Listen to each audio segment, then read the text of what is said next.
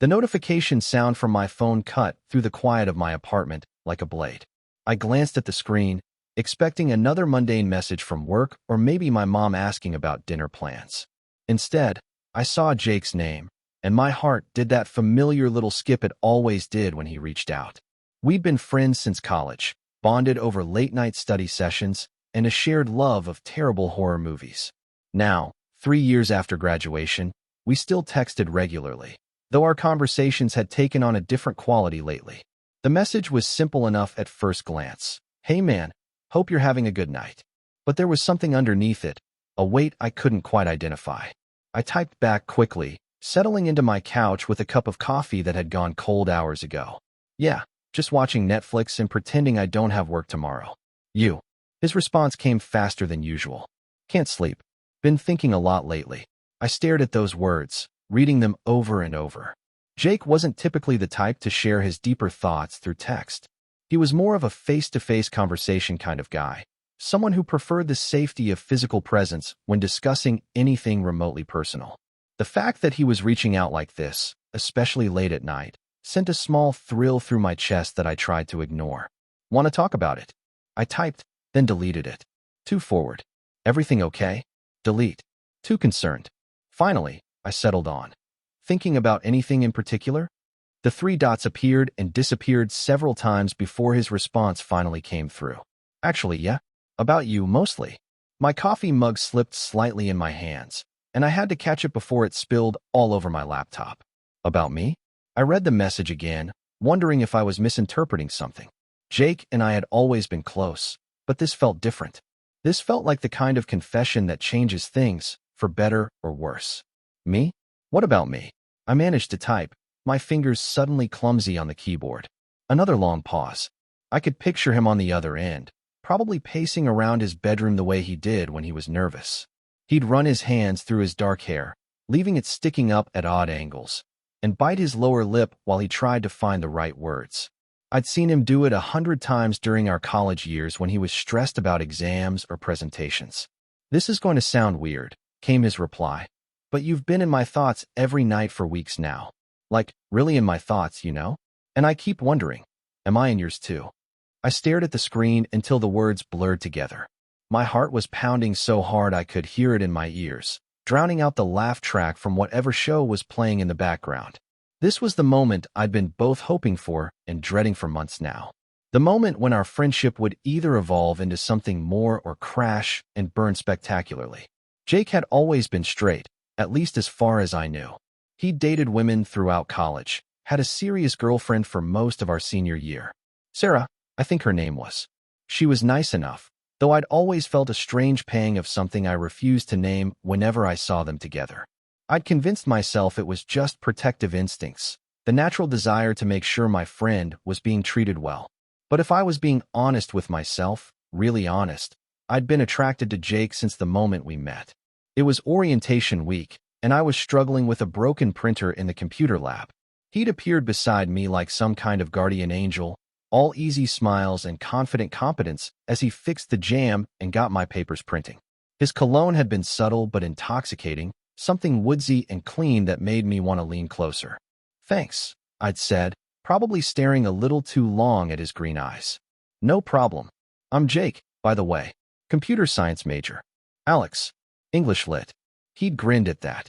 Opposite ends of the spectrum. Huh. This should be interesting. And it had been interesting. More than interesting. We'd fallen into an easy friendship that felt natural and effortless. Study sessions that stretched into deep conversations about life and dreams and fears. Movie nights where we'd end up falling asleep on his couch, waking up with my head on his shoulder and his arm thrown carelessly across my back. Moments that felt charged with possibility, followed by the inevitable return to normal as one of us would make a joke or change the subject. I'd learned to live with the constant low-level ache of wanting something I couldn't have. I'd dated other people, tried to move on, but nothing ever stuck. Every relationship felt like a pale imitation of what I had with Jake, missing that spark of genuine connection and understanding. And now here he was, telling me I was in his thoughts every night, asking if he occupied the same space in mine. The answer was so obvious it hurt. "Yeah," I typed, then immediately wanted to take it back. Too simple. Too revealing. But before I could overthink it further, I hit send. The response was almost immediate. Really, I could hear the hope in that single word, even through the sterile medium of text. It gave me courage I didn't know I possessed. Jake, you've been in my thoughts for years. Not just at night. Pretty much constantly, if I'm being honest. There was a longer pause this time, and I started to panic. Had I gone too far? Had I misread the situation completely? Maybe he was just going through some kind of crisis and reaching out to friends for support. Maybe I'd just ruined everything by admitting feelings I'd kept buried for so long. My phone rang. Jake's name appeared on the screen, and for a moment I just stared at it. We didn't call each other often, usually sticking to texts and the occasional video chat. A phone call felt intimate in a way that made my palms sweat. Hello. I answered, trying to keep my voice steady. Alex. His voice was rough, like he'd been running or hadn't spoken in hours. I needed to hear your voice. Jake, are you okay? You sound confused, he finished for me. Really fucking confused, to be honest. I could hear him moving around, probably still pacing. Do you want to talk about it? That's the thing. I do, but I don't know how. I don't know how to explain what's been happening to me lately. I settled back into the couch, pulling a blanket around myself like armor. Try me. We've never had trouble talking before. He laughed, but it was shaky. This is different, though. This is... God, Alex, I don't even know where to start. Start wherever feels right. Another pause. And then, do you remember that night last month when we went to see that terrible zombie movie? The one where the special effects looked like they were done by a high school drama club? I smiled despite my nerves. How could I forget? You spilled popcorn all over that poor couple in front of us. Yeah, well, that's not what I remember most about that night. My breath caught. What do you remember? I remember watching you laugh at the ridiculous dialogue and thinking that I'd never seen anything more beautiful in my life. And then I spent the rest of the movie trying to figure out why I was having that thought about my best friend. The words hung in the air between us, heavy with implication. I closed my eyes, trying to process what he was telling me. Jake. I know, he said quickly. I know how it sounds. Trust me, I've been going over it in my head for weeks. I've always been into women. Always. But lately, when I try to imagine my future, when I think about what I want, you're there. You're always there. I felt like I was floating, like the ground had disappeared beneath my feet. What are you saying? I'm saying that maybe I don't know myself as well as I thought I did. I'm saying that maybe sexuality isn't as black and white as I always assumed. I'm saying that I think I might be falling for my best friend, and I have no idea what to do about it. The confession hit me like a physical blow. All those years of careful distance, of protecting myself from hope, of accepting that Jake would never see me the way I saw him. And now he was telling me everything had changed. How long? I asked, my voice barely above a whisper. How long have I been questioning everything? Or how long have I been thinking about you in ways that friends probably shouldn't think about each other? Both. He was quiet for so long I thought the call had dropped. Finally, the questioning started maybe 2 months ago. But if I'm really honest, really brutally honest, I think I've been thinking about you differently for a lot longer than that. I just didn't let myself acknowledge it. Why now? What changed? Remember when you were sick a few weeks ago? That flu that knocked you out for almost a week. I did remember. I'd been miserable, barely able to get out of bed, surviving on soup and terrible daytime television. Jake had checked on me every day, bringing groceries and medicine and terrible jokes to cheer me up. Yeah, I was so worried about you. Like, irrationally worried. I couldn't concentrate at work, couldn't sleep properly. And when you finally started feeling better, when you texted me that you were up and moving around again, I felt this rush of relief that was intense. More intense than it should have been for a friend. I remembered that week differently now, seeing it through his eyes. He'd been so attentive, so caring. I'd chalked it up to him being a good friend, but maybe there had been more to it. And then, he continued, when I came over to check on you that last day, when you answered the door looking all rumpled and sleepy, I had this overwhelming urge to take care of you. Not just as a friend.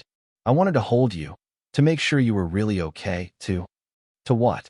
To kiss you. He said so quietly, I almost didn't hear it. I wanted to kiss you. And that's when I knew something had fundamentally shifted. My heart was racing now, pounding against my ribs like it was trying to escape. Jake, I know this is a lot. I know I'm probably screwing everything up by telling you this, but I couldn't keep pretending nothing had changed.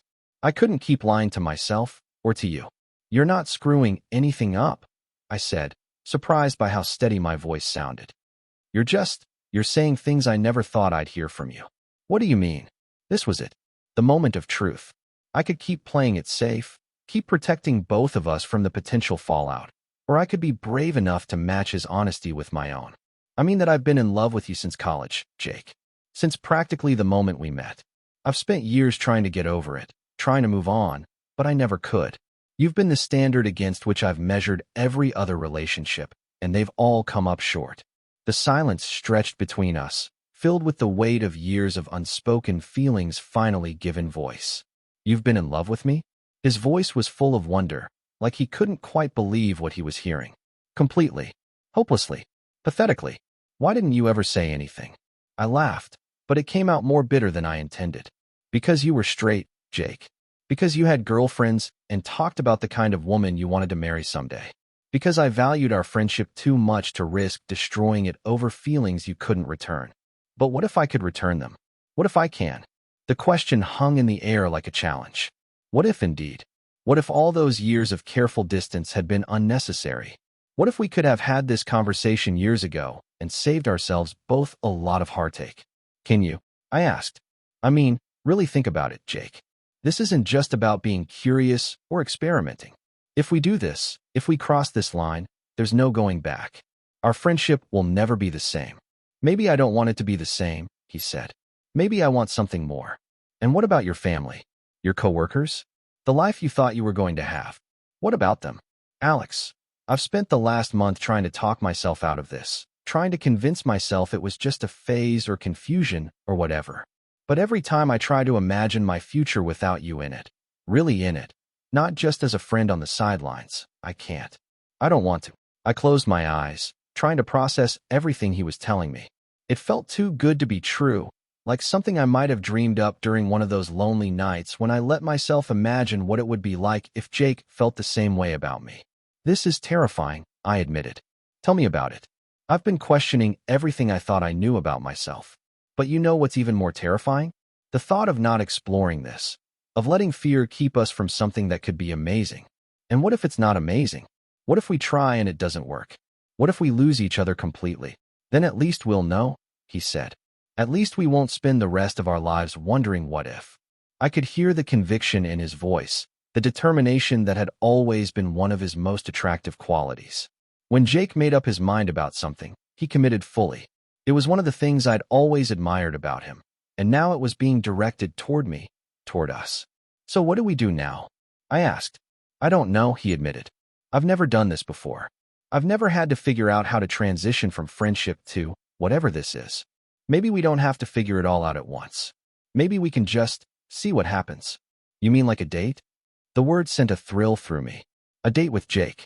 After all these years of friendship, the possibility of something more felt both natural and revolutionary. Yeah, like a date. If you want. I want to, he said immediately. God, Alex, I really want to. I want to take you somewhere nice and hold your hand and not have to pretend it's just friendly. I want to see what it feels like to be with you without all these walls we've built up. Okay, I said, and the word felt like stepping off a cliff. Okay, let's do it. Really, really. But Jake, I need you to be sure about this. I need you to really think about what you're asking for, what you're offering. Because I've been protecting my heart from this possibility for years, and if you change your mind, I won't, he said firmly. I can't promise I won't be nervous or that I'll know what I'm doing, but I won't change my mind. This feels right, Alex. Scary as hell, but right. We talked for another hour, making tentative plans for dinner the following weekend, discussing our fears and hopes with the kind of raw honesty that only comes in the dark hours of the night when defenses are down. By the time we finally hung up, the sun was starting to rise, painting my apartment in soft golden light. I sat in the growing dawn, phone still warm in my hand, trying to process everything that had just happened. In the span of a few hours, my entire world had shifted. The friend I'd been secretly in love with for years had just confessed to having feelings for me too. It felt like winning the lottery and being struck by lightning at the same time. The next few days passed in a haze of anticipation and anxiety. Jake and I texted constantly, but there was a new undercurrent to our conversations, a awareness of the shift between us that made even casual exchanges feel charged with possibility. He sent me a picture of a sunset from his office window with the caption, "Made me think of you," and I stared at it for 10 minutes, trying to decode the meaning behind such a simple gesture. Work became impossible to focus on. I found myself staring at my computer screen, thinking about what it would feel like to hold Jake's hand, to kiss him, to wake up next to him. The fantasies I'd kept carefully locked away for years were suddenly demanding attention, and I was struggling to maintain any semblance of professional composure. My coworker Sarah noticed my distraction during a meeting on Thursday. "You okay, Alex? You seem, I don't know, different lately." "Different how?" "Happy. Nervous. Like you're waiting for something good to happen." She wasn't wrong. I was waiting, counting down the hours until Saturday night when Jake and I would meet at the little Italian restaurant we'd chosen for our first official date. It was a place we'd been to before as friends, which felt like a good compromise between familiar and significant. "Maybe I am," I said, and her eyebrows shot up with interest. "Ooh, is there someone special? You've been so secretive about your love life lately." If only she knew how secretive I'd been, and for how long.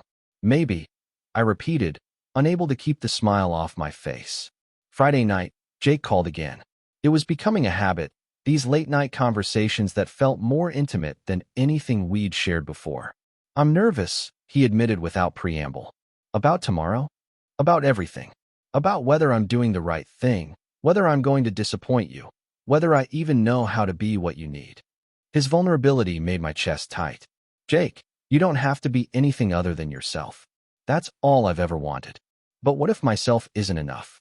What if I'm not good at this, at being with a guy? What if I can't give you what you deserve?" "Hey," I said gently. "Look at me. I mean, listen to me. You're already enough. You've always been enough. This isn't about performance or meeting some impossible standard. It's about us, about seeing if what we have as friends can become something more. I just don't want to hurt you. The only way you could hurt me is by not being honest. If you try this and realize it's not for you, if you need to step back, I need you to tell me. Don't stay out of guilt or obligation. And if I don't want to step back, if this is exactly what I want, then we'll figure it out together." Saturday arrived with the kind of crisp autumn weather that made everything feel possible. I changed clothes 3 times, settling finally on dark jeans and a sweater that Jake had once complimented. I spent longer than usual on my hair, trying to strike the right balance between effort and casualness. The restaurant was busy when I arrived, filled with the warm buzz of conversation and the clink of silverware against plates. I spotted Jake immediately, sitting at a corner table, looking as nervous as I felt. He'd dressed up too, wearing a button-down shirt that brought out the green in his eyes, his hair styled in a way that suggested he'd spent time in front of the mirror. He stood when he saw me approaching, and for a moment we just looked at each other, both of us seeming to realize simultaneously that this was it.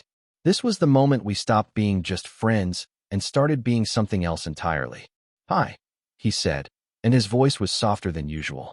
"Hi yourself." He pulled out my chair, a gesture that was both familiar and new. We'd eaten together hundreds of times, but he'd never pulled out my chair before. The small courtesy felt significant, a signal that he was taking this seriously. "You look good," he said once we were both seated. "So do you." We smiled at each other across the table, and some of the tension began to ease. This was still Jake, still my best friend, still the person I was most comfortable with in the world. The setting might be different, the context might have changed, but the fundamental connection between us remained the same. "This is weird," he said, echoing my thoughts. "Good weird or bad weird?" "Good weird. Definitely good weird. Just different." The waiter came by to take our drink orders, and we fell into easier conversation, talking about work and mutual friends and the book I'd been reading. But underneath the familiar topics, there was an electric current of awareness, a heightened attention to every glance and gesture. When Jake reached across the table to steal a piece of bread from my plate, something he'd done countless times before, his fingers brushed against mine. The contact sent a jolt through me that was impossible to ignore, and from the way his eyes widened slightly, I could tell he felt it too. "Sorry," he said, but he didn't pull his hand away immediately. "Don't be." We sat like that for a moment, his fingers overlapping mine on the white tablecloth, both of us staring at the point of contact like it held the secrets of the universe. "Is it weird that I'm nervous to hold your hand?" he asked quietly. "Is it weird that I've been thinking about it for 3 days?" He laughed, and the sound broke some of the tension. "Okay, on three. On three. 1, 2, 3. His hand closed over mine properly, fingers intertwining, and it felt like coming home. His palm was warm and slightly rough from the rock climbing he'd taken up recently, and his thumb traced small circles on my skin that made it hard to concentrate on anything else. "How does that feel?" I asked. "Right," he said immediately. "Really right. How about you?" Like something I've been waiting for without knowing I was waiting for it. We sat there holding hands across the dinner table, probably grinning like idiots, but I didn't care. This moment felt too important to worry about what other people might think. The rest of dinner passed in a blur of good food and better conversation. We talked about everything and nothing, the way we always had, but with a new layer of intimacy that made even mundane topics feel significant.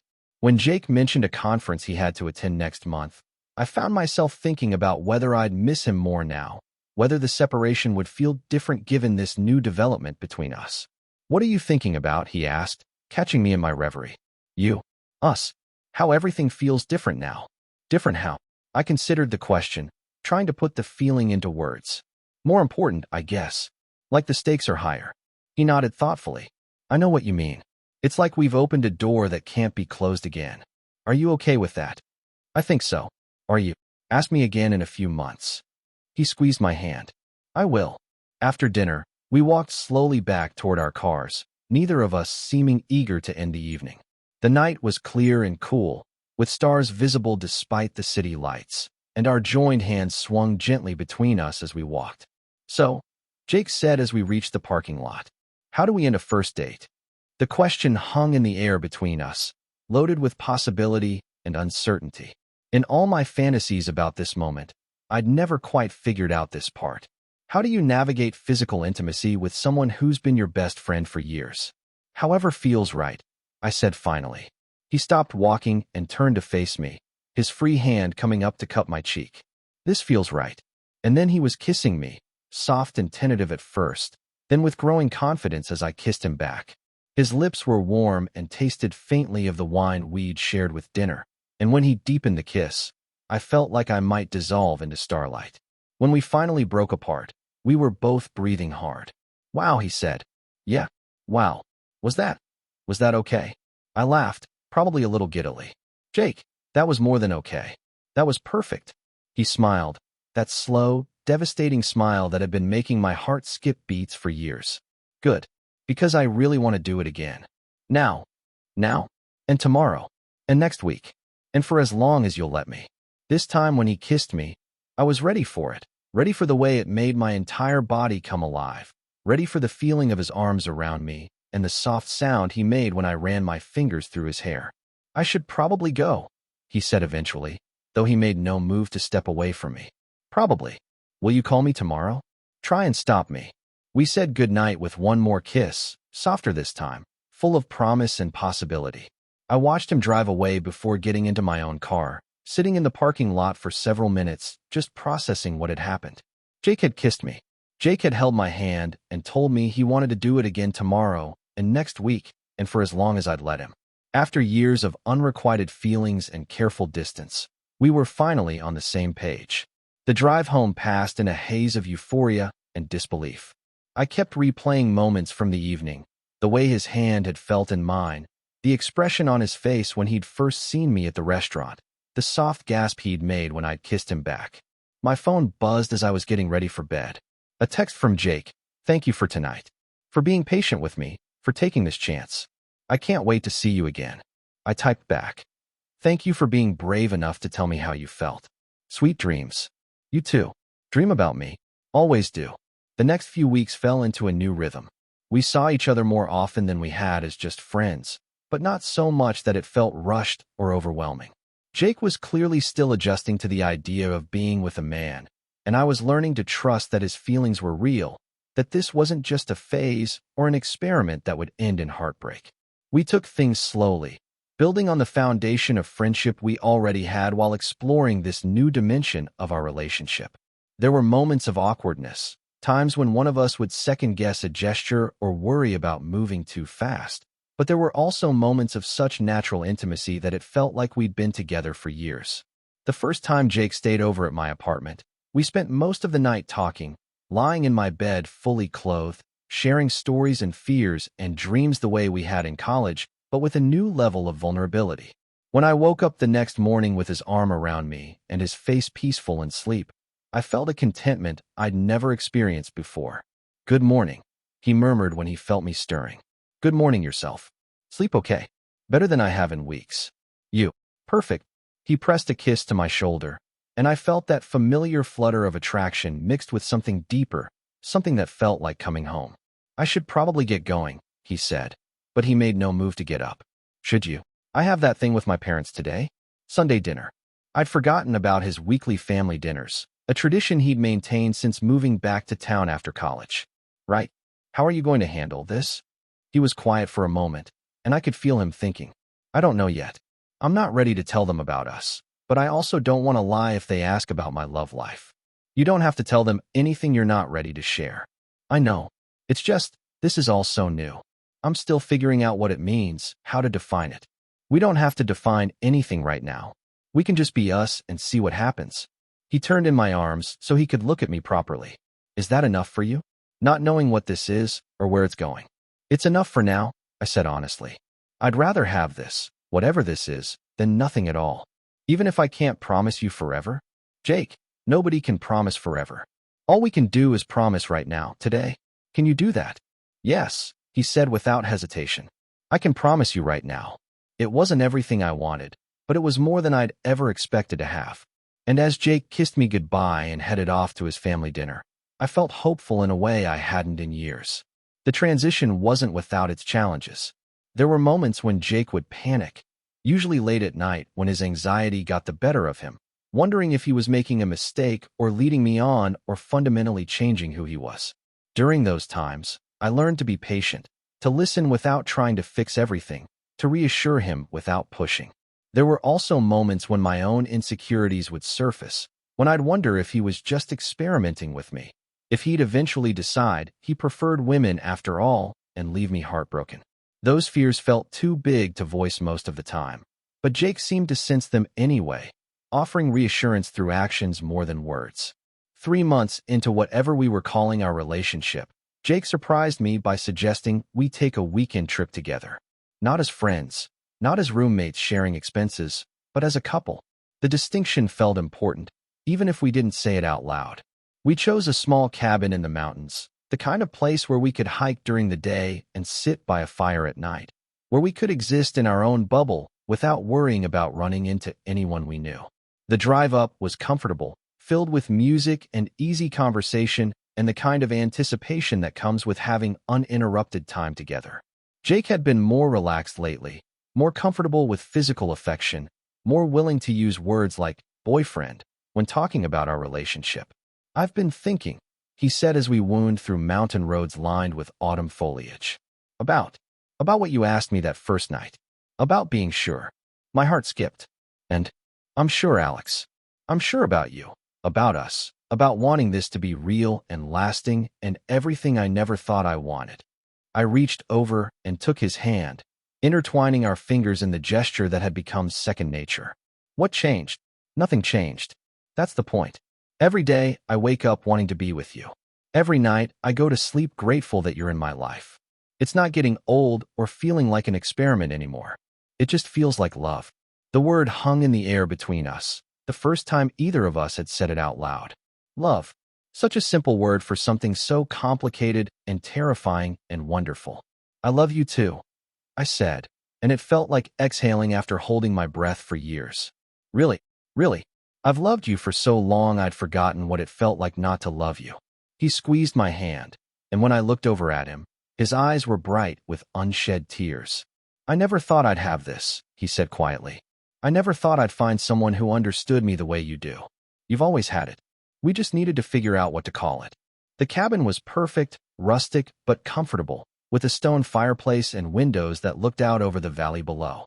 We spent the first day hiking, following trails that led to overlooks and hidden waterfalls, holding hands when the path was wide enough, talking about everything and nothing.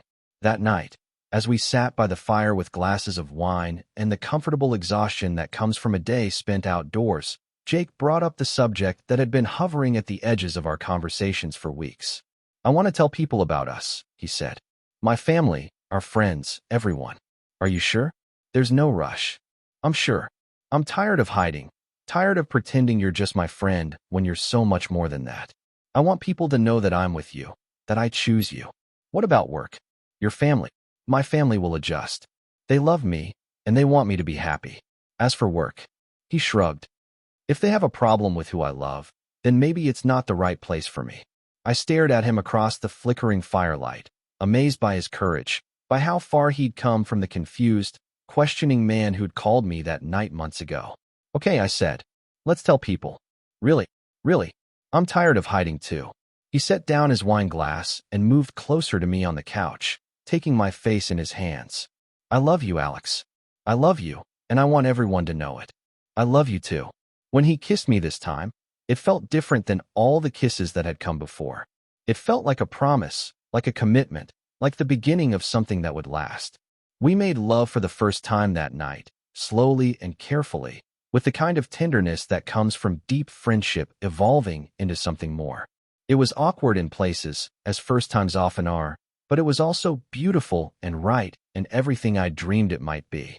Afterwards, as we lay tangled together in the cabin's big bed, Jake traced patterns on my chest with his fingertip.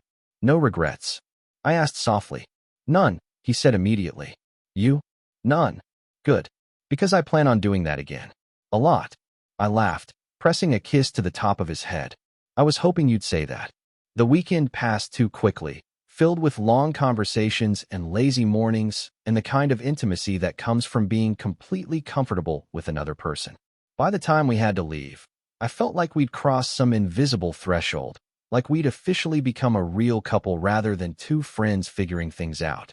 The drive home was quieter than the drive up, both of us lost in thought about what came next. We'd made promises to each other, commitments that felt both thrilling and terrifying. Now we had to figure out how to integrate this new version of ourselves into our everyday lives. "Nervous?" Jake asked as we pulled into the city. "A little." "You?" "Terrified. But good terrified." "I know what you mean." He reached over and took my hand one more time. "Whatever happens, we'll face it together, okay?" "Okay." The first test came sooner than expected. Jake's sister called while we were unloading our bags from the car, and instead of stepping away to take the call privately, he answered it right there in my driveway. "Hey, Emma." "Yeah, just got back from a weekend trip." "With Alex?" "No, not like that." "Well, actually, exactly like that." I could hear her surprised exclamation even from several feet away, and Jake grinned at me as he continued the conversation. "Yeah, we're together now. Like, together. I know it's a surprise.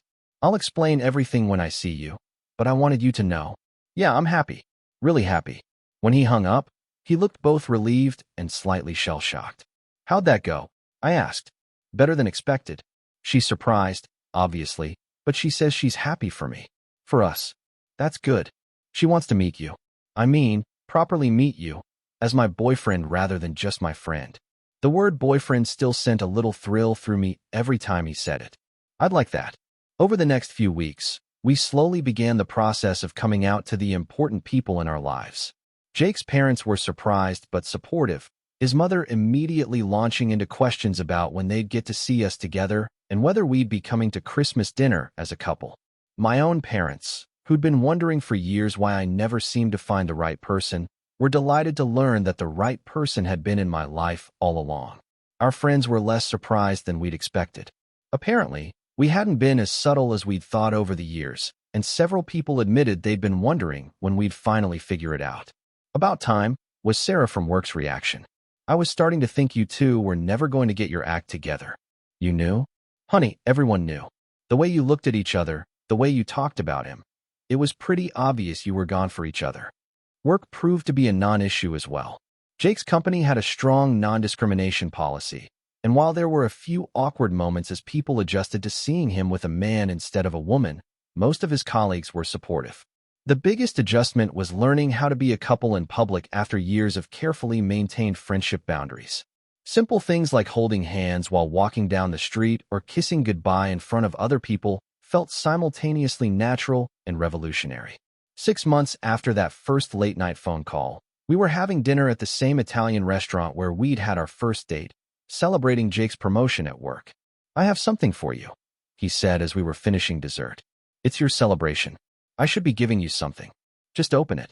He handed me a small wrapped box, and my heart started racing. It was too small to be anything other than jewelry, and given the significance of the moment, I couldn't help but wonder if he was about to propose. Inside was a simple silver chain with a small pendant shaped like a key. "It's beautiful," I said, though I was slightly confused by the symbolism. "Read the back." I turned the pendant over and found an inscription in Jake's familiar handwriting. "You hold the key to everything." "Jake, I know we haven't talked about the future much, about where this is all heading, but I want you to know that you're it for me, Alex. You're my future, my everything. I'm not ready to propose yet, but I wanted you to have something that shows how serious I am about us." I felt tears prick at the corners of my eyes. "I love it. I love you. Help me put it on." I turned in my chair so he could fasten the chain around my neck, and when I turned back, he was smiling at me with such love and tenderness that I felt like the luckiest person in the world. "Thank you," I said, touching the pendant where it rested against my chest. "Thank you for being patient with me, for giving me time to figure things out, for loving me even when I didn't know how to love you back. I'd do it all again in a heartbeat. Even the part where I was an oblivious idiot for years. Especially that part. It makes this moment even sweeter." We walked home hand in hand, the key pendant catching the streetlight as it swayed against my chest. A year ago, I never could have imagined this moment, this happiness, this sense of complete contentment with where my life was heading. "What are you thinking about?" Jake asked as we climbed the stairs to my apartment. "Just all of it. How we got here, how different everything is now. Good different. The best different." Inside my apartment, we settled onto the couch where this had all begun, where I'd received that first text message that changed everything. Jake pulled me against his side, and I rested my head on his shoulder, feeling the steady rhythm of his heartbeat beneath my cheek. "I have a confession," he said quietly. "Oh, that night when I first texted you, when I told you I'd been thinking about you every night. I'd been planning to say something for weeks. I just kept losing my nerve. What finally gave you the courage? I realized that not knowing was worse than potentially being rejected. I realized that I'd rather risk everything than spend the rest of my life wondering what if." I tilted my head to look at him. "And now I know. Now I get to wake up every morning grateful that I was brave enough to take that chance." We both were. Yeah, we both were. He pressed a kiss to the top of my head, and I closed my eyes, letting myself sink into the warmth and safety of his embrace. Outside, the city hummed with its usual nighttime energy, but inside our small bubble of contentment, everything was perfect. "Jake, when you asked me that first night if you were in my thoughts too? Yeah, you still are. Every night, every morning, every moment in between. You're always in my thoughts." "Good," he said, tightening his arms around me. "Because you're stuck with me now. Promise, promise." And as we sat there in the quiet of my apartment, surrounded by the life we'd built together and the love we'd finally found the courage to claim, I knew that some promises were worth waiting for. Some love stories took years to unfold, moving from friendship to something deeper with the slow certainty of seasons changing. We'd found our way to each other eventually, and that was all that mattered. The rest was just details, just the beautiful, messy, wonderful work of building a life together, one day at a time, one night at a time, one thought at a time. Forever started with a simple question asked in the dark hours of the night, and it would continue with all the questions and answers and discoveries that lay ahead. But for now, in this moment, it was enough to simply be here together, two hearts that had finally found their way home.